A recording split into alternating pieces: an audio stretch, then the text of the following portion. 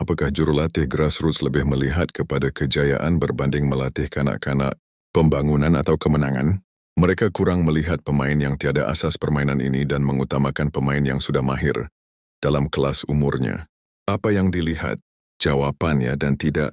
Setengah jurulatih kelab akan membahagikan pasukan mengikut kategori kepada beberapa set bergantung berapa ramai pelatih. Contoh bawah 10 tahun ada 2 set. Set pertama, kumpulan yang sudah pandai dan set kedua sebaliknya. Apabila mereka pergi ke kejohanan, pasukan pertama akan diberi tugasan lebih berat iaitu mencabar kejohanan. Pasukan kedua dipanggil pasukan pelapis yang tidak akan diberi sebarang tugasan sesuai dengan keupayaan mereka. Majoriti pemain pasukan pertama sudah matang dalam bentuk kemahiran dan mempunyai karakter yang lebih yakin diri. Adakah ia salah? Saya rasa tidak sepenuhnya tetapi boleh menjadi ke arah yang tidak baik akhirnya kerana apabila terlalu menumpu kepada set pertama maka set kedua telah diabaikan. Sedikit kesilapan mungkin juga terletak pada parents. Parents perlu memahami, dalam kelab hujung minggu anak-anak tidak akan dapat progres yang pantas jika mereka tidak dilatih di rumah. Dalam kes Fatah Amin berumur 9 tahun bukan nama sebenar, tengok dia main hari pertama menyertai kelab. Macam budak nombor las di kelas terakhir. Jadi bagaimana untuk membantunya supaya dia mendapat perhatian jurulatih? Kerana selagi dia tidak dipandang, progresnya akan jadi perlahan. Kuncinya buat kerja rumah. Latihnya di rumah supaya dia naik ke kumpulan yang mendapat perhatian. Apabila mereka berada di kumpulan itu, kerjanya akan lebih mudah.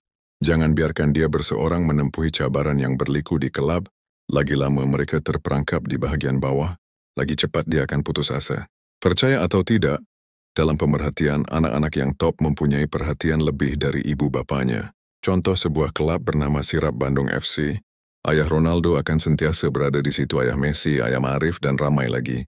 Dan dalam kelompok yang tertinggal ada yang lewat menjemput anaknya. Malah tidak pernah berada di tepi padang latihan sesekali melihat progres anak mereka. Cobalah bagi sedikit masa kepada mereka di tepi padang. Dan lihat progres mereka. Dalam dunia kanak-kanak pun ada selected. Budak pandai macam tak nak campur sikit dengan budak kurang pandai, walaupun dilarang buat benda ni. Bila kumpulan budak pandai ni nampak pemain yang semakin pandai mereka macam welcome to our club. Bantu anak-anak untuk berusaha berbanding merungut salahkan orang itu dan ini. Elakkan ada perasaan pilih kasih, pemain kegemaran, tetapi lebih kepada masih kurang usaha. Berapa lama? Dalam kes Fatah Amin, ia memakan masa selama 9 bulan untuk berada dalam kumpulan tersebut dan sekarang kerjanya menjadi lebih mudah. Ada juga parents yang mula menunjukkan rasa putus asa kerana anaknya dilihat tidak mempunyai progres. Tak ada sesiapa salahkan anaknya. Cuma dia rasa bersalah kerana anaknya melakukan big mistake. Sebenarnya okey sahaja. Budak-budak je kot. Masih jauh perjalanan. Silapnya dia seperti menyalahkan kelab, menyalahkan kaedah dan jumlah latihan. Apa progres yang boleh dilihat dari latihan selama 2 jam seminggu? Atau 4 jam seminggu? Ada, tapi lambatlah. Sepatutnya parents tersebut perlu tambah 2 jam latihan persendirian di rumah. Jika punya waktu 2 jam di rumah tidak sama dengan 2 jam di kelab. Kerana di kelab ia melibatkan ramai pelatih dan di rumah khusus untuk satu pelatih.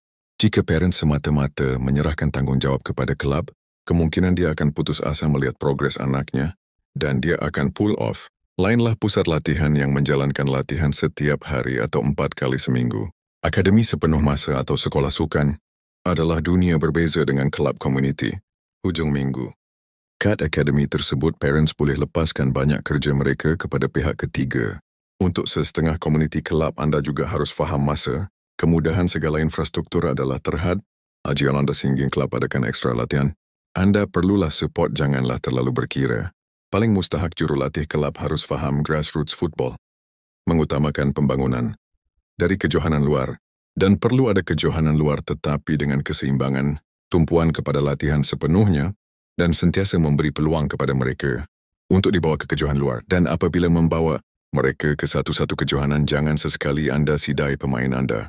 Kenapa bawa ke kejohanan jika hendak sidaikan pemain? Satu hari apabila ia berjaya, jangan sesekali anda klaim dengan budak aku dan aku pernah latih dia. Budak tak akan ingat kemenangan dan semua itu, tetapi akan ingat dia diberi peluang pendedahan bermain walau beberapa minit. Peluang berada dalam padang bermain belajar, mengalami pendedahan yang berguna.